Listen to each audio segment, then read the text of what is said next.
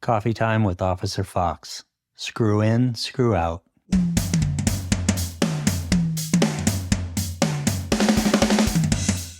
Again, I was a brand new officer. And when you're new, a student officer, you have to pay the price. You got to, all the stuff that no one wants to do, you get to do. So there was a prolific burglar up in the North End, and he committed numerous occupied burglaries. He was going in while the people were asleep, and a lot of times it was females. And one of the North End detectives, officers, he's been looking for this guy. He was sitting out for hours and hours on surveillance, hoping to catch up with this burglar. But one night, he actually catches him coming off a balcony. He sees him, ends up in a foot pursuit. The guy makes it into his car, and then there's a vehicle pursuit. And again, it was up in the North End. And this kid was running down a windy 4-lane highway at over 100 miles an hour, stacked it up into a telephone pole. And the telephone pole dropped back across him and broke his neck and back. Not to the point of where he was paralyzed, but where he was in really poor condition. So anyway, the detective, they took him to the hospital. And again, I got sent to the hospital to guard the prisoner until he could be booked into jail. So again, I'm new to all this. And Harborview is one of the major emergency centers in Washington State. It's a major trauma hospital. All the new doctors train there. Their emergency room is gunshots, car accidents.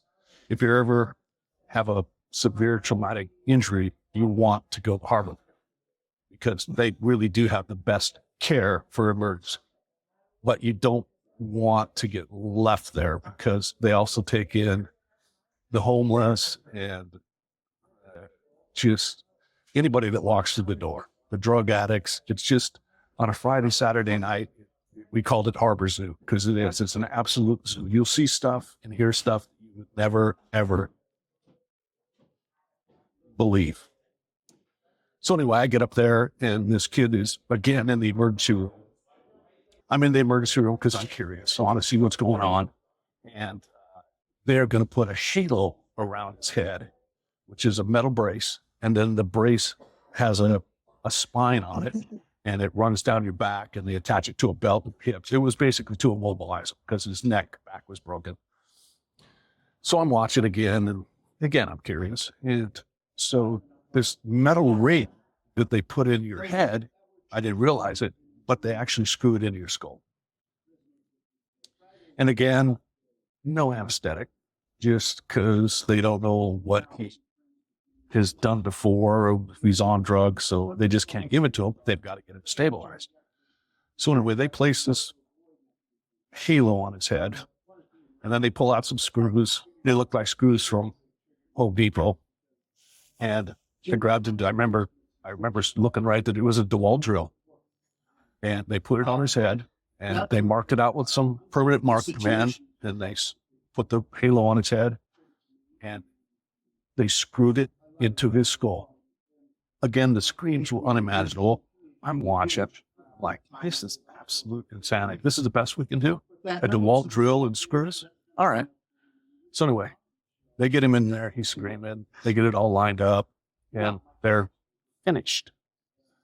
Doc comes in, takes a look. They're looking at it. They aren't finished. The halo's crooked. It's not set on his head correctly. So what do you think they do? They put the drill in reverse, and they reverse the screws out of the skull.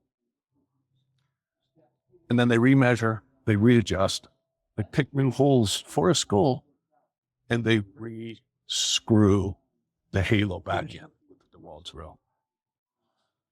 To me, it was interesting, but crazy. Again, sometimes just desserts. I didn't really care if this guy ever got charged with any of his burglaries ever, because he'd been punished, and it was unbelievable. Well, that's the second episode with Officer Fox. Hope you're enjoying it.